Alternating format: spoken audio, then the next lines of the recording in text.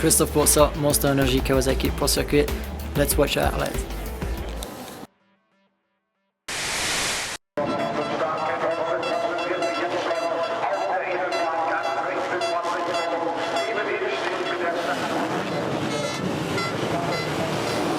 Round 14 of the FIM MX2 MX1 Motocross World Championship was held at Gaildorf in Germany. It was the European round, and it was a big weekend for both KTMs of 84 Jeffrey Hurlings and 94 Ken Roczen. He made this mistake while closing in on his teammate, and as it stood, Roczen would not gain enough points to maybe win the championship. But further ahead, we've got Arnold Tonus, who was battling. He led briefly at one stage when Hurlings made this mistake here. That was a change for the lead, and then Roczen was in second, then Paulin moved to third. Tommy Searle was closing in the background as well. Eventually, Ken Roczen moved through into the lead, and eventually, number 7, Arnold Tonus, dropped back to third behind Paulin. Tommy Searle was on the charge into fourth, having found a way past Jeffrey Hurlings, and then Gauthier Paulin. He made this mistake and was able to keep it up and running, didn't lose too much time, and eventually challenged Arnold Tonus to move into second in the race. So it was Roczen from Searle, Tonus third, Paulin fourth, but a great win for Ken Roczen.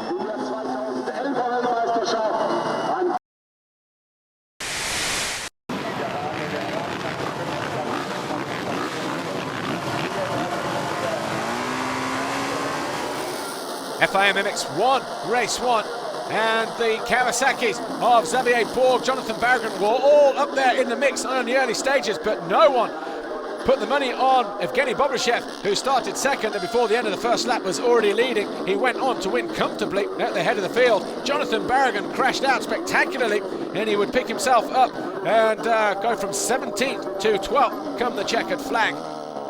Max Nagel riding at home. He started to fight his way through from 9th, but Stephen Frossard, he crashed out and would not remount. He went from 3rd position around about the halfway mark, and that would be enough to hand Tony Cairoli his 5th World Championship crown, despite what happened to him, even if he didn't finish the moto. A couple of laps to go, he found a way past Max Nagel to go 3rd, but Bobryshev hung on for a great win.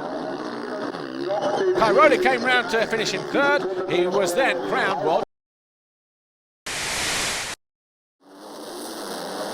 MX2 race 2, and this time Ken Roczen found his way into the lead, but before you know it, his teammate Jeffrey Hurlings found a way through. Tommy Searle battled with both the KTMs, pulling them both in.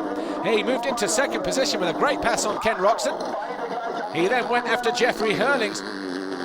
As it stood, Ken Roczen would not be world champion at this stage.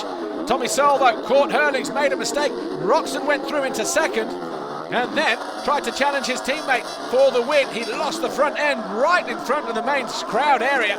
He picked himself up in 3rd place, and once again the title was going down to the final round of the season. Tommy Searle then went by Jeffrey Hurlings, and that would give Ken Roczen the 50 points he needed to win the World Championship. Tommy Searle won the race in the Grand Prix. Hurlings was 2nd, but a 3rd place, and the World Championship belonged to Ken Roczen.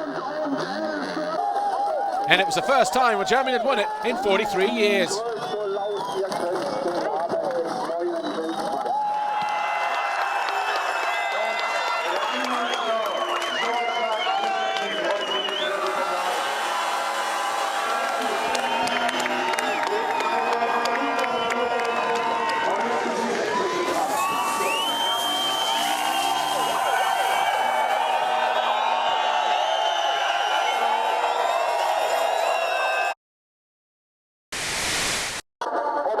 MX1 race 2, the final race of the day. Tony Cairoli, of course, already crowned world champion, but he didn't make the best of starts. These two riders here, German Max Nagel and the Italian Guarneri, collided, battling over 11th position in the opening laps. But up front it was Christophe Pourcel who made a start that everybody else wanted, but he led every single lap. Behind him, Evgeny Bobryshev, who started in 2nd position.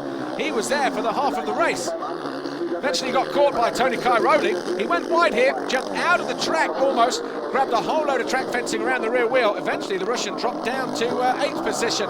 His teammate, Rui Gonçalves, stalled and would go on to finish in 4th, but Max Nagel had another big crash here when he lost the front end on landing and would only finish in 10th. The podium got tight though, as Pourcel crossed the line to win the race. Cairoli came over the line to finish in second. It was official. He was a 5-time world champion. And on the podium, he was once again handed the gold plate. And he was a very happy man indeed.